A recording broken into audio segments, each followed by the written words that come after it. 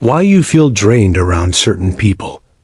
Jungian energy, there is a kind of hunger that never opens its mouth, never reaches for a plate, never asks permission.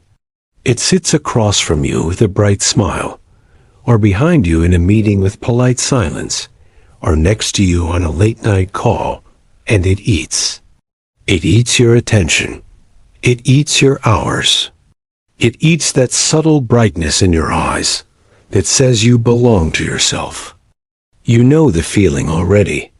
You walk out of a room and you're lighter, as if a window opened inside you and the weather changed. Or you walk out and your very bones feel borrowed, like somebody else was living on a small loan of your life. We call it being drained, as if you were a battery and someone was a device plugged into your port. But that metaphor is wrong in a way that matters. You are not a battery. You are a river. It is the course you take and the stones you pass that decide how fast you move, which bends create whirlpools, where the current is forced into restless eddies that exhaust themselves and go nowhere. Carl Jung had a word for this current. Not just sexual energy, not simply motivation, but libido as the general flow of psychic life. It streams toward what is meaningful. It recedes from what is empty. When meaning is blocked, the water looks for a crack. When meaning is denied, it floods. Most of the time, you don't notice the direction. You call it a mood. You blame it on the weather, the calendar, the full inbox. But sometimes you step into the presence of another human being, and the stream inside you changes course with such suddenness that your body feels it as a loss. Why do certain people swallow the tide of you? Why does the nicest person you know leave you weary, and the most blunt friend leave you somehow lighter? Why do some conversations blow your mind open and others, gentler, leave you feeling like a room that has been quietly ransacked? You think it must be them. You think it must be you. You think maybe you're just introverted, or they are just extroverted, and surely it's a simple arithmetic of social battery. But the truth is older and stranger. It begins in the first mask you ever learned to wear, and the first ghost you push down into the basement of your soul. Jung called that mask the persona. We need it. It's how we trade with the world without exposing every organ. You go to work and put on competence. You go to dinner and wear warmth. You go home and wear tolerance. The trouble begins when you forget the mask is a mask, or when somebody else insists you keep it on for them. Every time you keep a mask on past its rightful time, every time you bend your voice to fit someone's expectation, you pay a tax. The tax is paid in libido in the stream of attention that would otherwise be living your life from the inside. And what about the ghost? Jung called it the shadow, not evil, not the villain in your story, simply the unchosen life. Everything you refuse to be in order to be loved. Everything you threw overboard to keep the boat of the family afloat. It waits. It waits in the tone of someone's laugh that reminds you of your brother. It waits in the way someone interrupts you, the way your father did. It waits in the smell of a certain perfume that brings back the day you decided to play it safe forever. Shadow is energy you have not claimed energy with claws. When you meet certain people, their very presence invites your shadow to wake up. It begins pulling on the river inside you. Or their persona demands that yours match, and you find yourself pinched into a narrow stream. Or their own unprocessed hunger, their unknown shadow, snares your flow like a net placed upstream. You don't see these nets. You only feel the tiredness. So you invent reasons. He talks too much. She's so negative. They're just draining. But what if that tiredness is a compass? What if the exhaustion is not a character judgment, but a map of where your energy is being recruited into a story that is not your own? Imagine a simple scene. A colleague you respect invites you to coffee. They're kind, they're sincere. 15 minutes in, you find your spine slowly bending toward them. Your eyelids feel heavier. Not with boredom, no, you're alert. You're leaning in.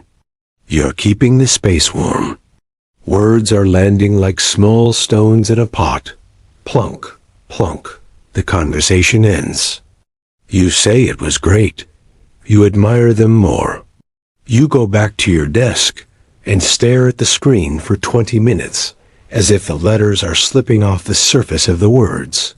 Where did your tide go? Now imagine another scene. You're at a family dinner. Laughter, clinking plates. The conversation pirouettes and darts, and suddenly your aunt is telling the story she always tells. The story that asks everyone to hold the world steady so that her fear doesn't spill.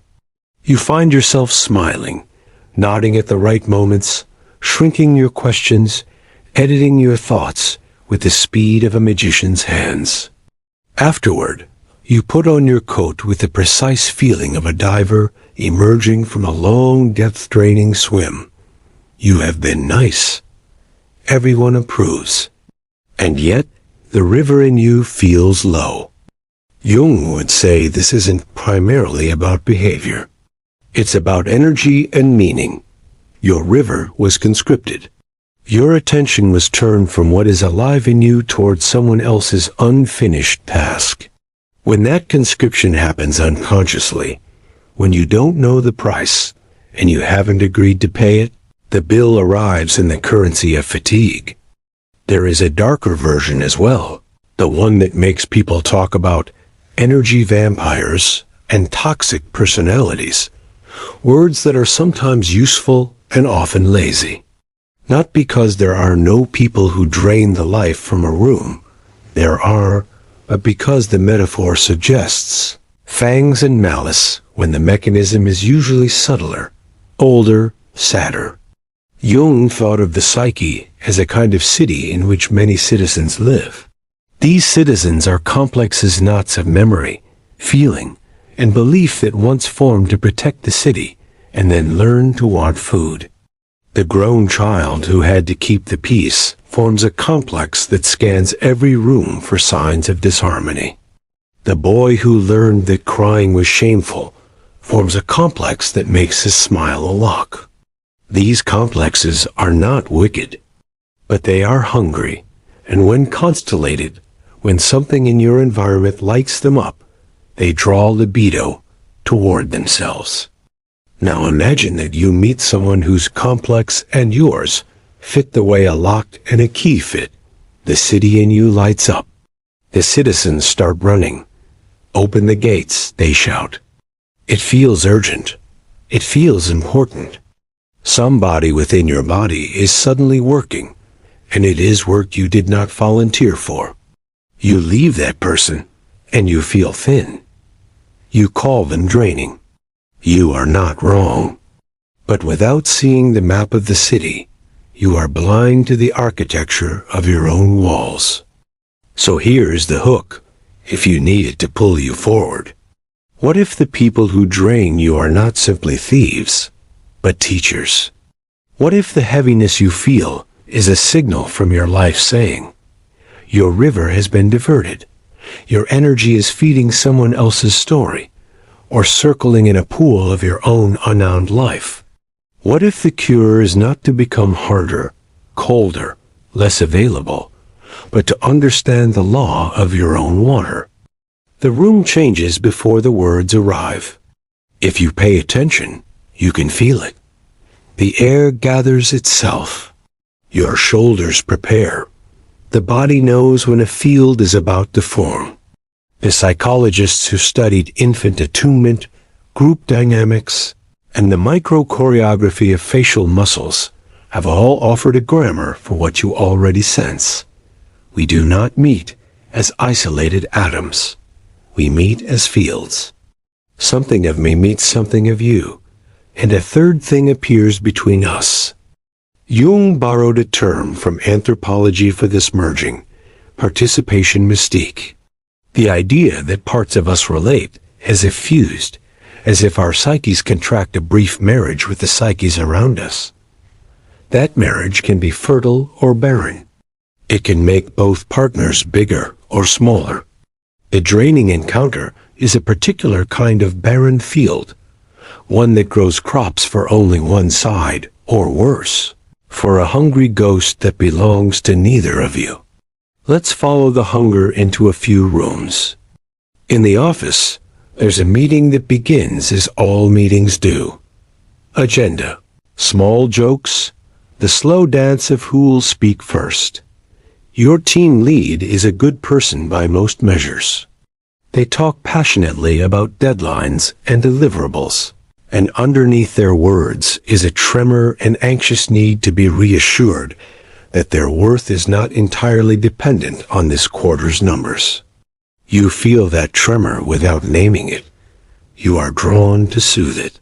You offer extra clarity, perfect notes, the kind of attentiveness that becomes a gauze wrapped around someone else's fear. You walk out, and the list of your own tasks looks like it belongs to a stranger. The day is shorter. Your own meaning has been pawned, briefly, for safety in the field. At the bar, a friend you love begins their story. It is, if we're honest, the same story. A rotating arrangement of characters, but the central shape repeats. They are wronged, unseen, almost rescued, not quite. They do not ask for advice, though they would hate you for not giving it. You provide the sympathy with your face, with your meme-shem, with the way you shape your posture into the offering shape of listening. They drink your presence like warm water. The story ends at the beginning once again. They are not better. You are worse. The river is lower. At home, the person you once adored moves around the kitchen, irritated by crumbs and silence. One of you turns down the music, the other sighs. You both avoid the point, because somewhere along the line, the point became a monster. So you manage. You keep the peace. You turn yourself into absence to prevent disaster. A day passes, then a month, then a year. You put your head on the pillow with the precise tiredness of a night guard who kept watch over an empty museum. Nothing terrible happened. Nothing happened at all. What are you protecting in all these scenes? And what, exactly, are you feeding? Jung would say that a person can be possessed by an archetype as easily as a tune can get stuck in your head. The mother archetype, the savior, the victim, the old king who fears being dethroned, the rebel without a cause. Escaping the personal pronouns, these are patterns of psychic life that lend enormous energy to a life when they are integrated and steal it when they are not. When someone is inflated with an archetype, when, for example, they become unconsciously the martyr who must always be wronged, or the wise helper who cannot stand to be ordinary, the room fills with a kind of charge. You feel it as pressure to respond, to bow, to kneel, or oppose. That pressure is the invitation to hand over your energy to the drama now unfolding between the archetype and the world. Then there's that quieter theft, almost bureaucratic in its nature, persona labor. The energy it takes to keep up a face. Most of us are not used to noticing how much work is consumed by the dignity of ordinary roles. The host, the good colleague, the child who doesn't cause trouble, the lover who is always available. The moment you are with someone who requires you to maintain a crisp, spotless mask, your river is diverted into the machinery of performance. The mouth, the eyes, the posture, all in it, becomes an engine, and engines burn fuel. 10 minutes of that engine is fine. 10 hours a day is a life being traded for appearances. Then there's projection. People say projection like it's a moral accusation. You're projecting. If you hear it that way, you'll miss its value. Projection is how the psyche tests its unfinished pictures against the world. The person who drains you may be carrying your mother's overlooked sorrow. They may sound like your father's anger. They may smell like a city where you once promised yourself you would never cry. Your anima, the inner figure of the feminine, if you are a man, or the animus, the inner figure of the masculine, if you are a woman, may leap onto their face and ride their words, wrapping them in an aura they did not earn. That aura collects your energy the way a magnet collects filings. You leave them with glittering eyes and trembling hands, and later, an exhaustion that feels like a hangover with no wine in it. Your imagination paid a tab, your body had to settle. If you are generous, if you are empathic, if you are quick with understanding, there is another trap, compulsive attunement. The sensitivity that made you a haven becomes an open border. The radar stays on too long. The living room fills with signals that were never meant for you to decode. You pick up moods like a sponge picks up a spill. This is not virtue. It is a pattern you learned once to survive. The parent who was unpredictable trained you to scan for weather. The teacher who was harsh taught you to anticipate expectations before they were spoken. Now your skill works overtime in rooms that do not require it. You think you are kind.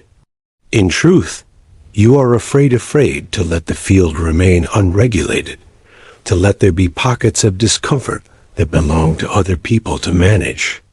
And you are tired. So who is it that drains you? The charismatic manager? The friend forever in crisis? The beloved with unspoken rules? Yes, but also the ancient pact inside you that says your worth is measured by the extent to which you can hold other people together.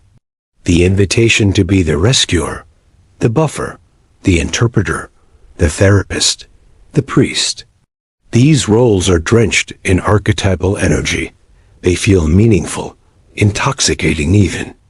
They also cost, and when the cost is hidden, your body will show you the bill with headaches and a brittleness in the soul that has you snapping at a barista because they were slow with your coffee.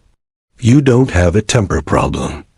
You have an energy economy you don't yet understand. There is a more frightening possibility, too, the one we avoid because it carries shame. Some of the draining is not caused by others, but by the parts of you that have learned to feed.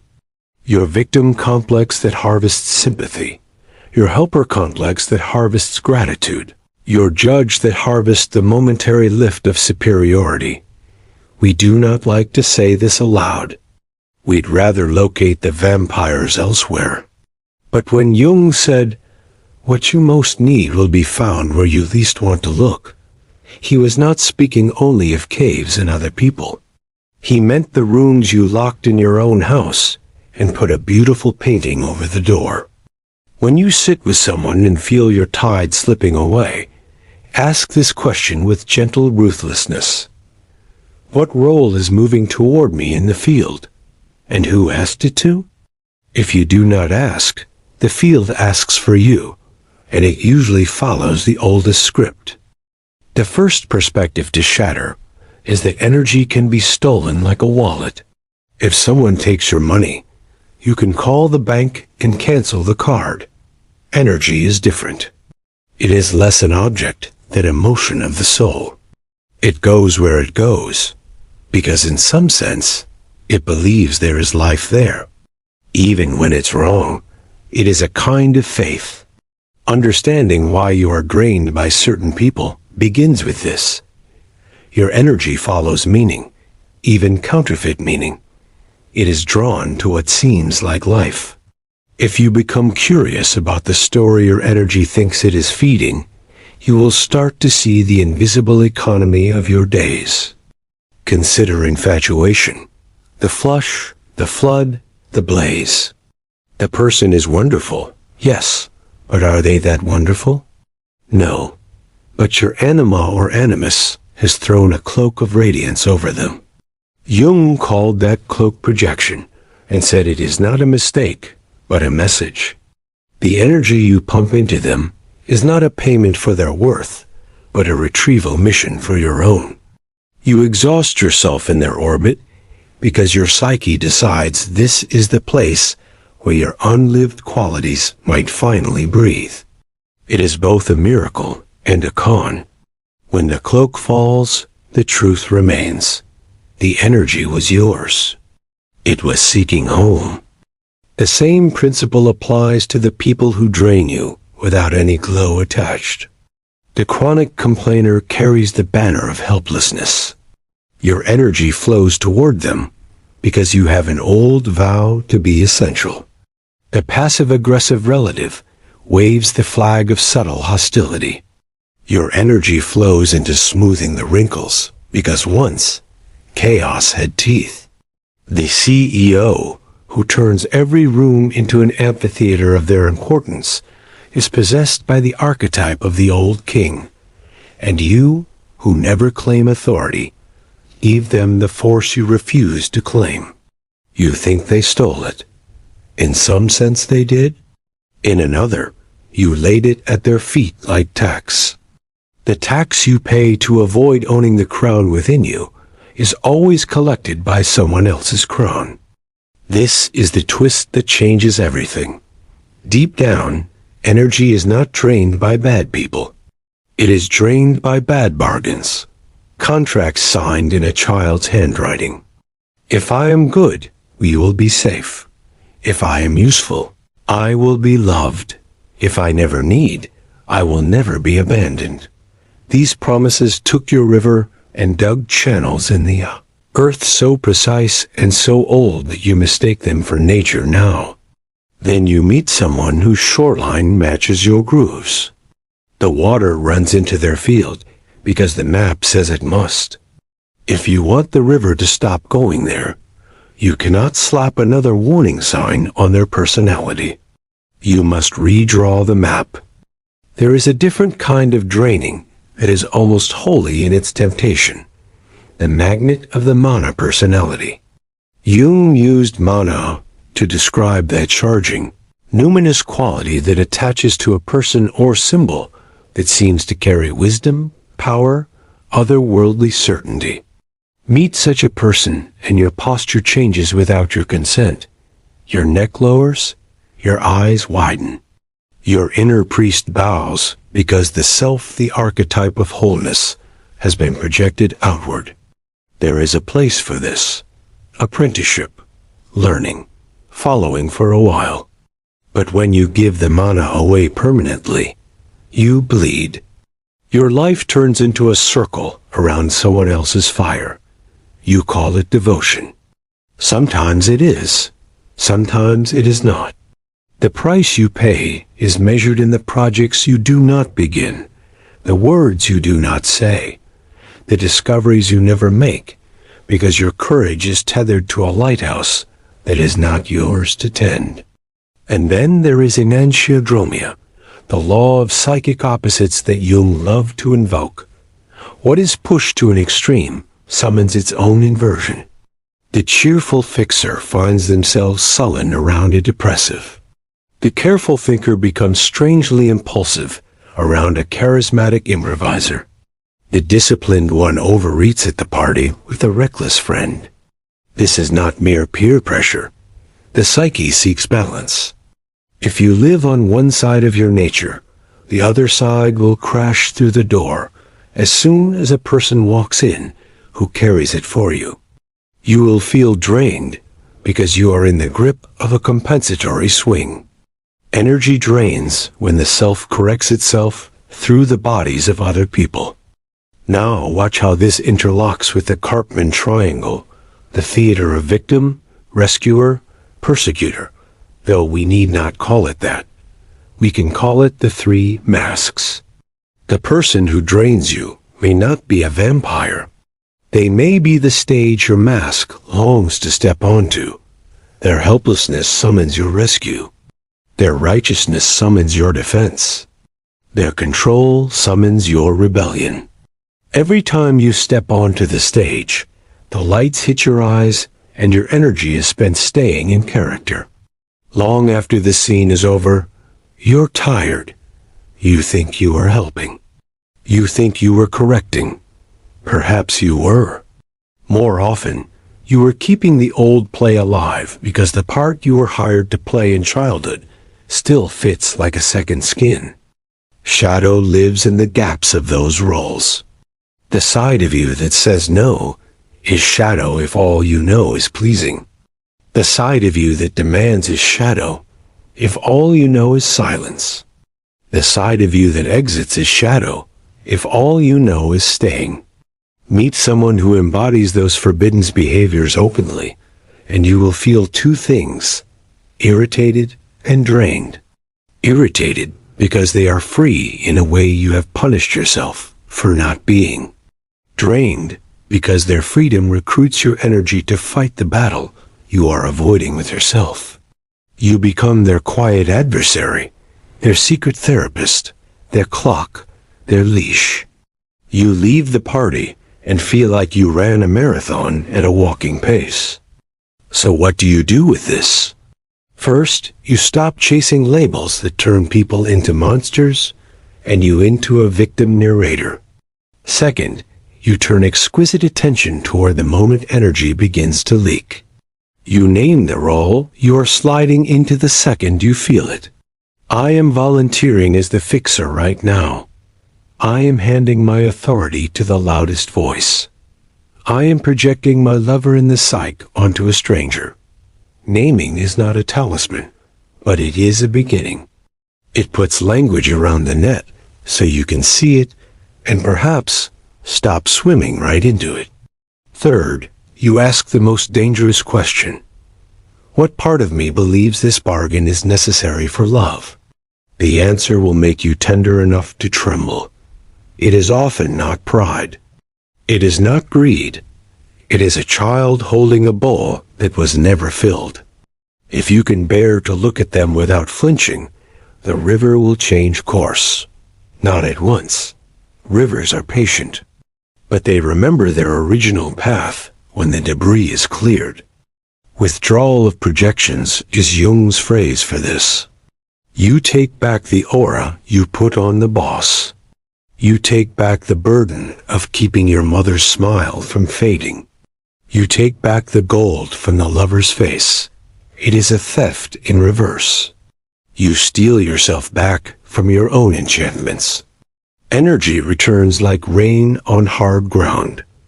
You're not better than before. You're more yourself. Notice what happens as you do. The people who used to drain you might grow loud. The field resists change. The friend in crisis finds your silence offensive. The manager calls you less helpful. The family upgrades your title from sweet to difficult. The archetypes might even rage. The old king wants his taxes. The martyr wants their supply. The world might punish you in petty ways. Your job is to endure without dramatizing, to hold inside an awareness that is too new to say aloud. I am not a battery for other people's gods. I will decide where my river goes.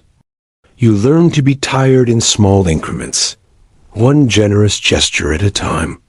The heroic story of burnout, the entrepreneur collapsing, the activist whose body rebels after 10 years, is dramatic but misleading.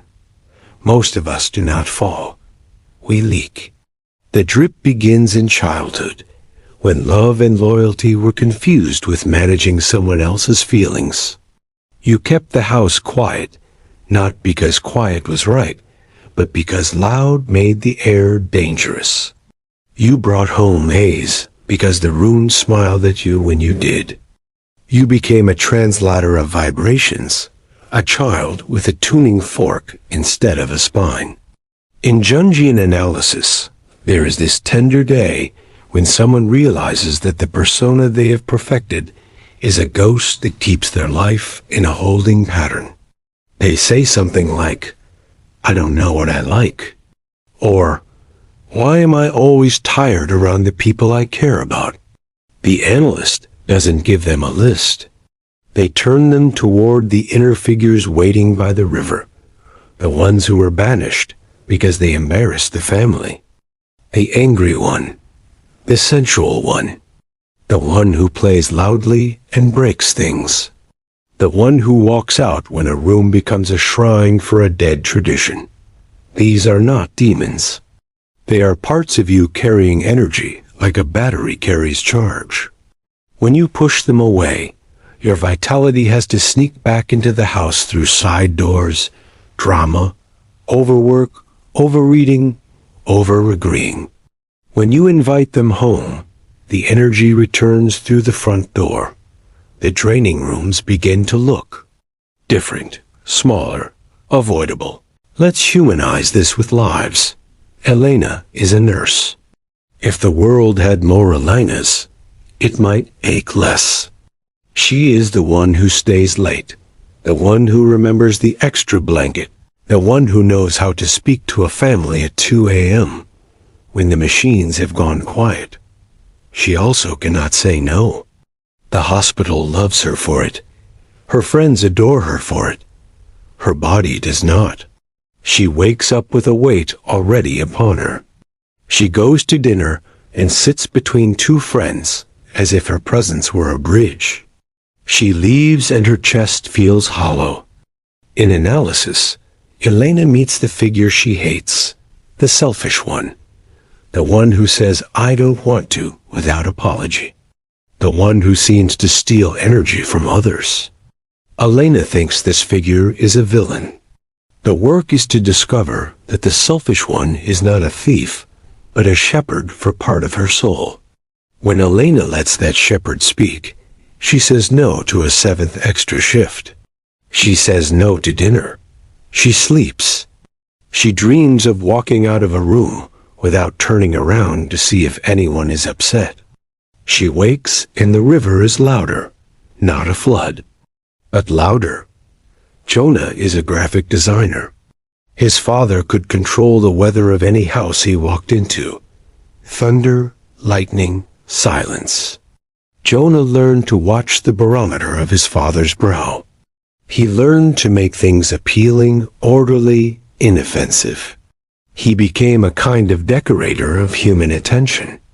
He meets a client who explodes every boundary and suggests 15 changes after the deadline. Jonah cannot sleep the week of delivery. The client is draining, yes. But Jonah is also constellated by an old god, please the storm. In therapy, Jonah meets his animus not in the simplistic sense of masculinity, but as the inner figure of decisive action and spine. His animus is tired of making things pretty for gods, who never thank him. When Jonah allows that figure into his hands and voice, he tells the client the deadline has passed. He charges extra. He says the word no into the phone and does not die. The world does not explode. Jonah's body shakes like an earthquake. The river carves a new line in the dirt that will become a path. Do you hear the grief under these stories? The drained life is a grieving life. Grief for time traded for someone else's weather. Grief for the art delayed. Grief for evenings arranged around the quiet requirements of a person who would never rearrange for you. Underneath the anger you feel toward the draining people is a sorrow that you have not let yourself sob out, because if you begin, you may not stop. In Jung's house, that grief is not a therapy goal. It's a right. The water needs to swell. The masks need to soften. You need to be moved by your own refusal, to be abandoned by yourself again. Where does that leave the people we love who truly are in need? The friend who is in a crisis that is not a story, but a real emergency. The elder whose mind is dimming. the partner who is carrying grief like a stone. It leaves them where they are, in your care. But care without compulsion is different.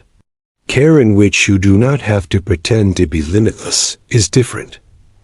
Boundaries are not cruelty. They are riverbanks. They make flow possible. Without banks, you have a flood that drowns everything indiscriminately. With banks, you have a current that moves boats. You will have to practice, and practice is messy. You will say, "I cannot talk right now. Can we schedule time tomorrow?" And someone will hear abandonment. You will say, "I love you, and I can't make this my emergency." And someone will feel betrayed. You will stop laughing at a relative's constant joke about your life choices, and dinner will grow quiet. These are the small deaths that allow a life to be born that does not require constant resuscitation. If you need a ritual for it, Jung would give you one word: dialogue. Not debate, not lecture. Dialogue with the figures inside. Active imagination is what he called it. Right to your tiredness as if it were a person. Draw your draining friend as if they were a character in a dream, and ask them why they always show up with a bucket. Speak aloud to the part of you that pleads with you to be indispensable. You will learn what they want. You will negotiate. You will tell them what it costs. The body helps here. The body is older than your strategies. Learn where tiredness lives in you. The eyes, the belly, the shoulders. Learn how it speaks tension, fog, sudden yawns at odd times. Let it interrupt you mid-sentence.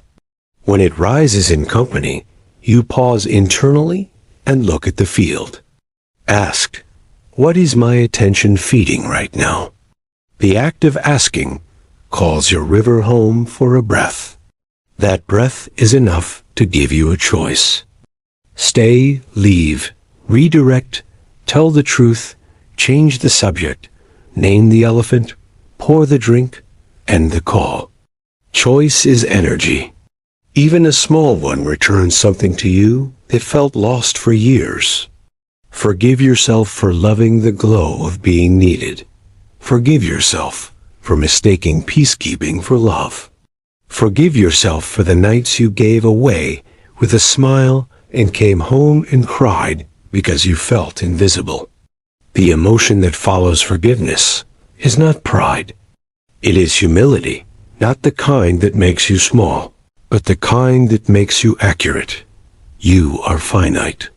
Your attention is not a public utility. You are allowed to be uninteresting to some people because you are busy being interesting to your own life. The river does not apologize to a lake for not flowing there anymore. Hold compassion, too, for the people who drain. Many of them are thirsty from desserts they didn't choose. Some of them were taught to drink through manipulation because honest asking was never answered. Others are possessed by archetypes, so large they are less people than weather patterns. They need boundaries in order to find their own banks. Do not call them monsters. Do not make them gods. Treat them as humans carrying patterns, the same way you do. The difference between a vampire and a person you need distance from is whether you can see the person under the pattern. If you do this long enough, a quiet miracle occurs. Wounds you used to dread become survivable. Wounds you used to love for the wrong reasons become boring. Faces that used to be altars become faces again. You begin to feel a new fatigue-honest tiredness, the kind you get from building something that matters to you. It is different. It cures itself with rest. It does not scratch at you in the middle of the night or make you a stranger to yourself. This is how you know the river is yours. You lie down. You sleep. You wake with yourself still inside you. Imagine walking into a room and feeling your life stay with you. It sounds almost simple. The old contracts are paper in a dish, burning. The rolls hang on a rack waiting for you to decide. The people are simply people. Some you will feed, because love is a verb, and you will not regret it. Some you will not, because love of yourself is not a footnote. It is the root. The river moves. It flows where you choose, bends around rocks without apologizing to the rocks for being there. The mind is clearer, not because the world is cleaner, but because you are no longer trying to drink and irrigate a million fields that are not yours to tend. What remains unsolved, of course, is the mystery at the core of it. The thing Jung kept trying to point to like an astronomer, pointing at a dark patch of sky. Energy is not only yours. The deeper you go into this work, the more you feel that something larger than you moves through you when you are true, and clogs when you lie. Call it the self. Call it soul. Call it the collective unconscious, drawing you toward a pattern that is only yours to live. The more you live it, the less drained you are by the theatrics of those who do not. Not because you are superior, but because you are busy. The tree that has found its soil does not bend for every wind. Look back at the rooms that used to claim you. The meeting where you played therapist. The dinner where you kept the peace. The bed where you turned yourself into a small rectangle of warmth so that someone else's sleep would come. Do not hate those rooms. Thank them. They trained you in attention. They taught you the taste of counterfeit meaning. They made your exhaustion articulate enough to become a compass. Without that training, you would not have known how to listen for the sound of your own water. There is still danger, and it is subtle. The danger is that you turn this into a new persona, the boundaried one, the person who confuses numbness with health, who calls detachment wisdom. The shadow of boundaries is exile. Do not exile yourself from intimacy. The river's point is not to hide in an underground channel where no one can reach it. The point is that it reaches the ocean in a shape that remains itself. Say yes lavishly to the people who add to you, who do not demand a face you cannot breathe behind, who are interested in the same laws of water. You will know them by your energy after you leave. You will know them by the dreams that follow. And here is a secret that will remain a secret even after I say it. Sometimes the person who drains you the most is the person you will one day love the deepest, not because you should sacrifice to them, but because they carry the exact key to your shadow, and you carry the key to theirs. If you both learn the economy of energy and the grammar of archetypes, if you can withdraw projections and return the gold to the right altar, you might not drain each other. You might become two rivers that meet and do not cancel each other out. You might widen into something that gives life to the land. We live in a culture that names people toxic and cuts them off as if we were pruning a hedge with a chainsaw. Sometimes you must cut. Safety is not a metaphor, but before you bring out the blade, ask whether the tiredness is a verdict or a message. Ask what of yours is being solicited by their unlived life. Ask what bargain is in the air. Ask whose God is on stage. If you still must leave, leave clean. Do not take souvenirs of resentment. Do not curse them. Do not sanctify your own refusal. Just go, like a river finds a new course, because the old one silted over. Nature does not give press conferences. What will you do with the energy that returns? That is the question that decides whether this is a story about boundaries or a story about a life. Your returned energy is not a certificate. It is material. Write the book. Learn the instrument. Rest without earning it. Call the friend who does not require you to be anything.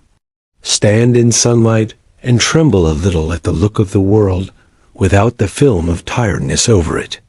You will be tempted to give it away, because you always have. Pause. Let it circulate. Let it teach you how to want. Can we end with a dare? Tomorrow, pick one small conversation where you have historically drained. Notice the exact second you turn away from yourself. Notice the role that arrives in the room with a suitcase. Do one thing differently. A breath, a sentence, a boundary, a question asked backward. It will feel like a betrayal. It will feel like a miracle. It will feel like both, because parts of you will not agree. Do it anyway. Not to harden. To become porous to your own life. There is a truth here that the world likes to dress in soft colors and platitudes, but it is not soft. It is mountain truth. You are responsible for the direction of your attention. Your attention is prayer, and whatever you attend to grows. The people who drain you grow by your attending to them, and the parts of you that need you shrink in the same proportions. This is not a sermon. It is a physics. Choose what you water. Choose it again. If this opened your eyes, subscribe to Boring History, because the truth is never boring. And remember the unfinished work that waits when this video ends. The next time your river starts to run out of you in someone's presence, ask not only why they take, but why you go. Somewhere inside, behind the mask and before the world, the answer is already standing at the bank, waving you back, ready to show you where the real current runs.